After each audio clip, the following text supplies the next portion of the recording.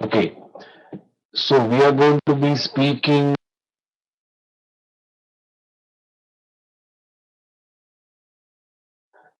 in how it can generate alpha. Alpha is something that is generated more than the market. If market gives 30% returns in a year, anything more than 30% can be called alpha. So we are going to be understanding how the idea of cyclicality in performance can help us generate more than what the market can generate if we invest in a passive way. Passive investment. Okay. This picture that I've put here was voted as one of the best pictures in the English wiki on June 21st, 2006. One of the reasons I put it was because I wanted to bring out the challenge which is needed to beat the market, and it's a very tough job to consistently deliver more than the market. And it's like a boxing game where one investor is trying to prepare, and he makes a strategy, and then he executes, and how he wins the market. Now, like, winning the market may be a very tough task, because ultimately we human beings take a lot of time learning. So by the time we learn and by the time we execute, and plus we also have to learn because we need to control our emotions. So there are a lot of things. So one may not be able to beat the market from the day he gets into the market, but one could find an approach where he could create more than the market, or lose less than the market. And that's the whole idea that we're going to speak about, how to relatively outperform the market. So this picture has a preparation, has a strategy, and has an execution. This idea is also used by us to create some work for our clients, and how we are going to use them and how we use it will also be discussed in terms of how we are executing it for our clients.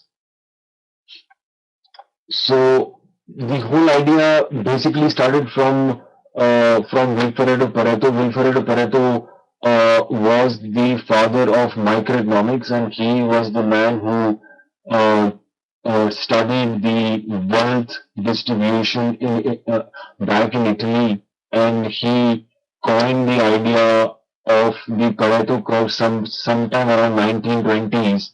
Now, 1920s, not a very late time, but it was in 1920s that we saw that the allocation of wealth in Italy, of rich individuals or wealth, was not equal. There were some people who were extremely rich, and there were some people who were extremely poor, and 80% of the wealth belonged to 20% of the people, and so on. Now, this 80-20 branding was done by a Japanese, but Wilfredo Pareto was mainly talking about the distribution of curve. He was mainly concerned about distribution, which was his idea. Now, this is the kind of curve that we are speaking about, and this curve is seen in market prices also, and this has been written about quite extensively. And according to this curve, there are only 20% of the time the market really makes a move, or there are only 20% of the stocks that are really worth investing. There will, from your portfolio of 10 stocks, there will be only few stocks which really deliver. And from your portfolio of 10 stocks, you may have a few stocks which really go into a big loss. So the idea of big loss or big gain is always marginal, is always for few stocks. So how to use this idea which he created and which has already been seen, and there are various studies being done on it, and it is a market rule that has not been broken, but somehow it has not reached the market. I do not know why it has not reached the market, because at some point of time we believe that the cause and effect really rules us, and there has to be some information or there has to be some reason for something to happen. But this rule, according to this rule, there is a certain order in which prices are going to behave, and that order is going to happen across time frame, across asset classes, across regions, across something that is not traded or something that is traded also. So this order which Wilfredo Pareto saw in prices or saw in wealth allocation was also somewhere seen in time, but it was not really connected to the Pareto law.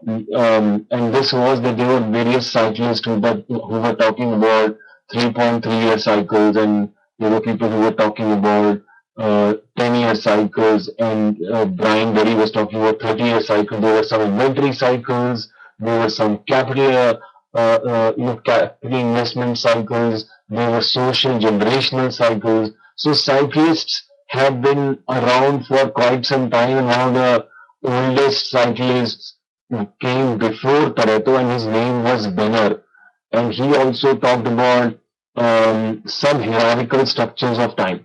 But time again was never thought to be ordered. There was some pattern seasonality. People understood, yes, there are winter seasonal cycles, and October generally market does slow down, and January, if January is good. So there were cycles being always observed, but there was no mathematical order seen in time.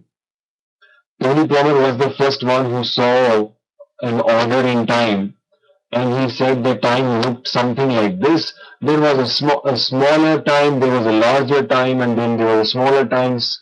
Time, he said, had a kind of head and shoulder pattern, and there was, you could establish when the time starts, you can establish when the time is 50%, you can establish when the time is over, and the new time will start. So Tony Plummer did some research on this, and he also tried to connect the work of cyclists done over the history of few hundred years, and where he said that they were connected with a factor of three. They were one cycle, and then the other cyclist was talking about a larger cycle, and all of them 3.3 into 3.3 into 3, 10 into 3, 30 into 3. So there was some kind of order in time which he tried to highlight in his work. And what we did was, when we were going through his work, because ultimately we understood that we needed to find a system, and we needed to beat the market, or understand, was there a way to beat the market or relatively outperform. So we also had to do some kind of study, and we came up with this idea where we understood, or we proved that time was basically a tree-like structure, a kind of hierarchy, a kind of system built into system. So there were larger time frames, and there were smaller time frames, and there were bigger time frames. So we understood, when we were talking about this structure, that an investor could be looking at outperformance in a small time. Say, I will draw this line. So this, he was saying that there was an outperformance, say for example, from this line to this line, and at a similar time frame, a larger investor was looking at underperformance. So market, according to this time structure, was not about single performance. Performance, according to this structure, was linked with the investor's whole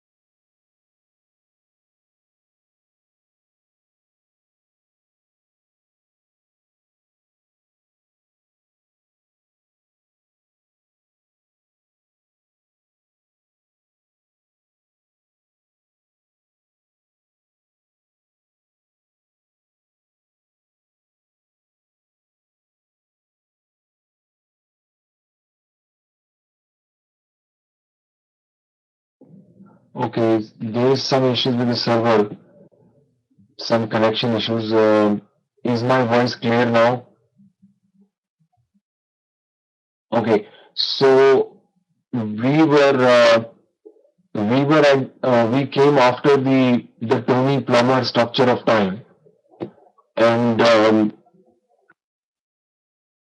what we were saying were that Tony Plummer saw a structure in time and he tried to give an order to time which we are connecting with the Pareto order. Pareto order was that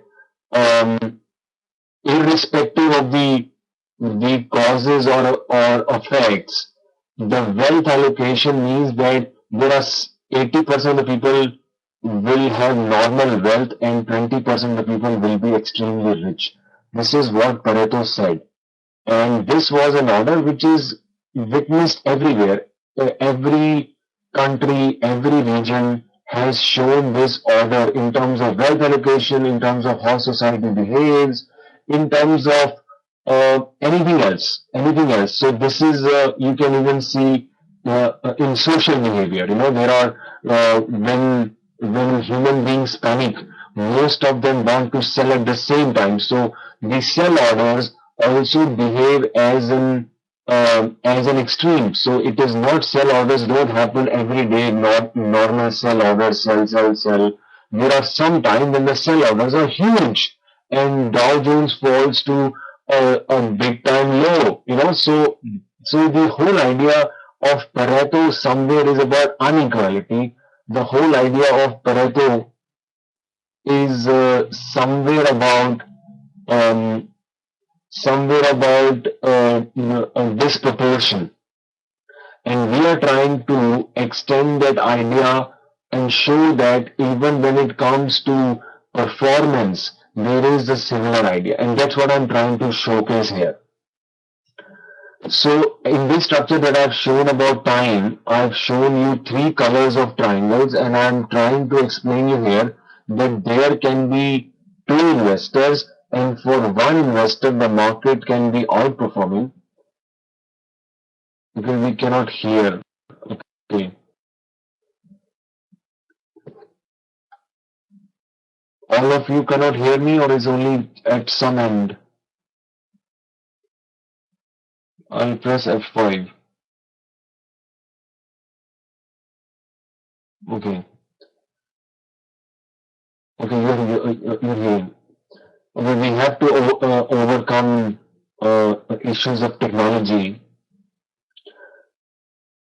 Okay, so what I'm trying to say here in this slide is that for two investors, for one investor, markets can be outperforming, and for the other investor, the market can be underperforming. It depends on their holding period. Now, this is a very new idea. This is a very new idea, not many, or I don't know of anybody who has been talking about this. We are the only one saying that for one investor, markets can be outperforming and going up, and for the other investor, market